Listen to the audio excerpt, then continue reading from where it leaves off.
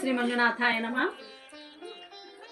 ನನ್ನ ಹೆಸರು ಶೋಭಾ ಶಾಲ್ದಾರ್ ಅಂತೇಳಿ. ನಾನು ಶಿರೋಳ ವಲಯದಿಂದ ನಾನು ಮಾತಾಡತ್ತೀನಿ. ಶ್ರೀ ಮಂಜುನಾಥಾಯ ನಮಃ. ನಾನೀಗ SKDRDP ಅಂದ್ರೆ ಶ್ರೀ ಕ್ಷೇತ್ರ ಧರ್ಮಸ್ಥಳ ಗ್ರಾಮಾಭಿವೃದ್ಧಿ ಯೋಜನೆಯಲ್ಲಿ ನಾನು ಅಧ್ಯಕ್ಷಳಾಗಿ, ಒಕ್ಕೂಟದ ಅಧ್ಯಕ್ಷಳಾಗಿ ನಾನು ಸೇವೆ ಸಲ್ಲಿಸಾಕತ್ತೀನಿ. ಮತ್ತು ಈಗ ಬಡ್ಡಿ ದರ ಜಾಸ್ತಿ ಅಂಥೇಳಿ ಅನ್ನಕತ್ತಾರ. ದೀನ ದಲಿತರಿಗೆ ಮತ್ತು ಕಡು ಬಡವರಿಗಾಗಿ ಇಲ್ಲಿ ಸಂಘಕ್ಕೆ ಮಹಿಳೆಯರು ಆಮೇಲೆ ಜೀವನ ಸ್ವಾವಲಂಬಿಯಾಗಿ ಬದುಕಕ್ಕೆ ಅವ್ರು ಏನು ಮಾಡತ್ತಾರ, ಸಾಲಗಳನ್ನು ಪ್ರಗತಿ ನಿಧಿಯಾಗಿ ಅವ್ರು ಕೊಡಕತ್ತಾರ ಪೂಜ್ಯರು. ಆ ಬಡ್ಡಿ ದರ ಜಾಸ್ತಿ ಅಂದ್ರೆ 1 ಲಕ್ಷಕ್ಕೆ ನಾವು 7,000 ಬಡ್ಡಿ ಕಟ್ತೇವೆ 1 ವರ್ಷಕ್ಕೆ. ಅದು ಹೆಂಗೆ ಜಾಸ್ತಿ ಆಗ್ತೈತಿ?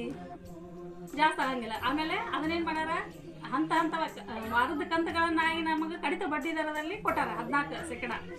ಅದನ್ನು ಬಡ್ಡಿ ದರದಲ್ಲಿ ಕೊಟ್ಟಾರ. ಅದು ಜಾಸ್ತಿ ಹೆಂಗೆ ಆಗ್ತೈತಿ? ಆಮೇಲೆ ಅದರಿಂದ ಮಧ್ಯವರ್ಜನ ಶಿಬಿರಗಳನ್ನು ಮಾಡ್ತಾರೆ. ಆರ್ಥಿಕ ಅಭಿವೃದ್ಧಿಗಾಗಿ ಸಾಲ ಕೊಟ್ಟಾರ. ಟ್ಯೂಷನ್ ಕ್ಲಾಸ್ಗಳ, ಆಮೇಲೆ ಶಿಕ್ಷಕರನ್ನು ಕೊಟ್ಟಾರ, ಪಾಠೋಪಕರಣಗಳನ್ನು ಕೊಟ್ಟಾರ, ಪೀಠೋಪಕರಣಗಳನ್ನು ಕೊಟ್ಟಾರ, ಮತ್ತು ಜ್ಞಾನ ವಿಕಾಸದ ಶಿಕ್ಷಕರನ್ನ ಅವ್ರು ಕೊಟ್ಟಾರ. ಸ್ವ ಉದ್ಯೋಗ ಉಚಿತ ತರಬೇತಿಗಳನ್ನು ಮಾಡಕ್ಕೆ ಕೊಟ್ಟಾರ. ಲಾಭಾಂಶ ವಿತರಣೆ ಆಗೈತಿ.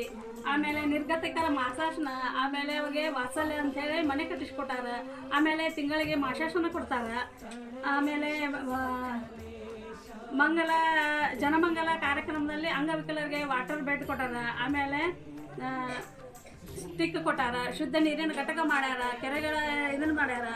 ಸದಸ್ಯರ ಮಕ್ಕಳಿಗೆ ವೃತ್ತಿಪರ ಶಿಕ್ಷಣಕ್ಕಾಗಿ ವೃತ್ತಿಪರ ಶಿಕ್ಷಣಕ್ಕಾಗಿ ದುಡ್ಡು ಸುದ್ಯಾನ ನಿಧಿ ಅಂತ ಕೊಡ್ತಾರೆ. ಇನ್ನೂ ಹಲವಾರು ಯೋಜನೆಗಳನ್ನು ಅವ್ರು ಇದನ್ನು ಮಾಡ್ಯಾರ. ಅಂಥವ್ರಿಗೆ ನೀವು ಏನು ಮಾಡ್ತೀರಿ? ಬಡ್ಡಿ ದರ ಜಾಸ್ತಿ ಅಂತ ಹೇಳಿ ಮಾತಾಡ್ತೀರಿ.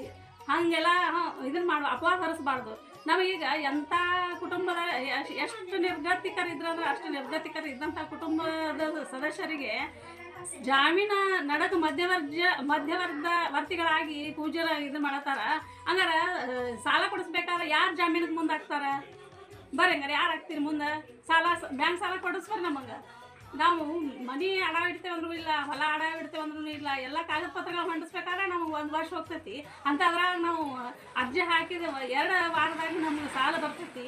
ಇಷ್ಟೆಲ್ಲ ಸಾಲ ಸೌಲಭ್ಯಗಳು ಇದ್ದಂಥ, ಇಷ್ಟೆಲ್ಲ ವ್ಯವಸ್ಥೆ ಇಟ್ಟಂಥ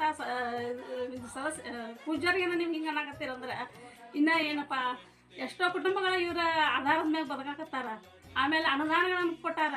ಆಮೇಲೆ ದೇವಾಲಯಗಳಿಗೆ ಜೀರ್ಣೋದ್ಧಾರಕ್ಕೆ ರೊಕ್ಕ ಕೊಟ್ಟಾರ. ಇನ್ನೂ ಎಷ್ಟೋ ಹಲವಾರು ಯೋಜನೆಗಳನ್ನು ಅವ್ರು ಕೈಕೊಂಡಾರ. ಅದೆಲ್ಲ ಹಂಗೆ ಅನ್ನೋದು ತಪ್ಪು. ಮತ್ತು ಸದಸ್ಯರಿಗೆ ಅನುಕೂಲ ಆಗಲಿ ಅಂತೇಳಿ ಬ್ಯಾಂಕಿನ ಮುಖಾಂತರ ಸಾಲ ಕೊಡಿಸ್ತಾರೆ. ನೆರೆ ಹಾವಳಿ ಬಂದಾಗನೂ ಅವ್ರ ಹಣಕಾಸಿನ ಇದರಿಂದ ಆರ್ಥಿಕವಾಗಿ ಅವ್ರು ನಮಗೆ ಸಹಾಯ ಮಾಡ್ಯಾರ. ಇನ್ನೂ ಹಲವಾರು ಯೋಜನೆಗಳಿಂದ ಅವ್ರು ಇದನ್ನು ಮಾಡಕತ್ತಾರ. ಸರ್ಕಾರದವ್ರು ಮಾಡಲ್ಲಂಥ ಕೆಲಸನೂ ಕೂಡ ಇವ್ರು ಮಾಡಕತ್ತಾರ ಪೂಜ್ಯರು ಅಂತೇಳಿ ನಾನು ಹೇಳಿ ನನ್ನ 1-2 ಮಾತುಗಳನ್ನು ಮುಗಿಸ್ತೀನಿ.